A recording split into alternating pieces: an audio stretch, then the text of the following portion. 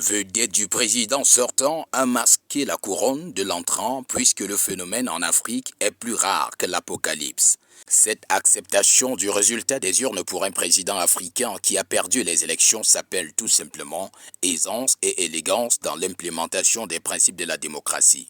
George Weah a compris qu'il faut des pareilles attitudes pour embellir ce continent dont l'histoire est largement dominée par le vocabulaire de l'inhumanisme et de la longévité au pouvoir.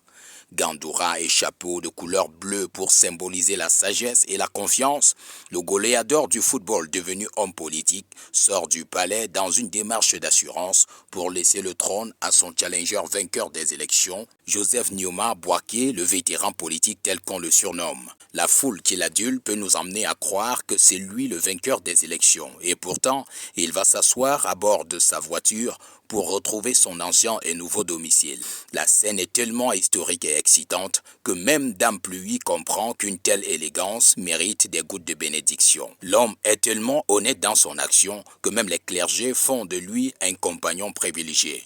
De quoi exulter pour les fans du Libéria, fans de la démocratie, fans du président George. Le message qui se dégage de cette démonstration de la sagesse africaine est connu et les destinataires sont servis. Ce qui restera dans les annales de l'histoire, c'est une élection en terre africaine dont la fluidité et la transparence ont servi de leçon à toute une planète.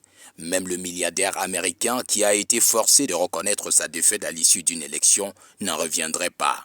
Et on peut dire avec aisance et élégance que c'est l'Afrique qui gagne, car n'accepte pas le verdict des urnes qui veut, mais qui peut.